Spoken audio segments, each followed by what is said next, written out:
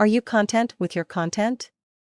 Or 5 reasons to care about your content. Back in the days of horse-drawn carriages, businesses would sweat over the words to write in their brochure. Some would sub this out to their advertising agency, but many would slave over the copy themselves and then send it through to their graphic designers to make it pretty and get it printed. The finished article would be printed in the thousands, there'd only be 1 or 2 hopefully minor spelling mistakes, and then bright-eyed salesmen would carry the brochures around and give them to anyone who was remotely likely to buy the product. 90% of these brochures would be binned, lost in piles of papers, or left in bags from conferences, filed or otherwise completely ignored. Invariably, these brochures would only be printed once a year at most, and many were out of date the moment they were printed. In my experience as a salesman, we used to trash at least half of these brochures when it was time to print new ones. An incredibly wasteful way of doing things. The internet was meant to fix all of this and save trees, since websites can be updated anytime, every day if you want. The trouble is, in practice it simply doesn't happen.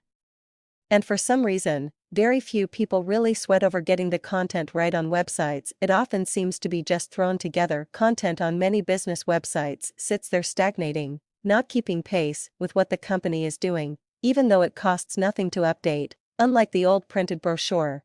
Here's why you should make a superhuman effort to make sure you are not just content with your content, but ecstatic with it. Things change, you offer new services, discontinue old ones, have new channels, outlets, etc. Your website is less than helpful without keeping these things up to date. People surfing the web respond much better to sites that are current. You are demonstrating that you're on the ball.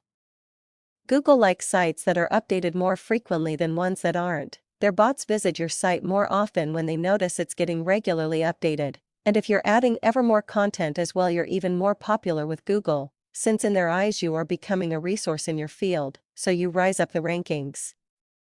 The more you actually write, the better you get at it. Sooner or later you'll write something you're quite proud of, and then you can share it more broadly, perhaps as a guest post on someone else's site, giving you a valuable backlink, or perhaps with your industry media, who may publish it. If you are producing regular good content on your site, you have a great excuse to be in regular contact with your list with an email update or newsletter, alerting your customers to useful new information on your website via an email newsletter. Instead of just sending them a message saying, "Buy our product. 10% off."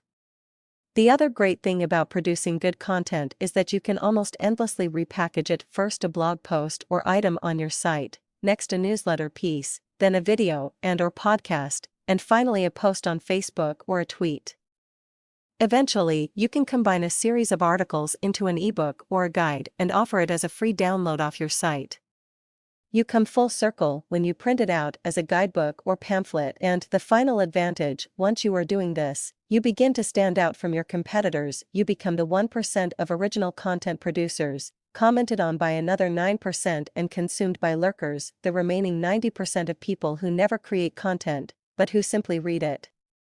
And who are influenced by it. And some of whom will buy what you sell. And then, almost without knowing it, you've become a content marketer. Welcome to this exclusive club.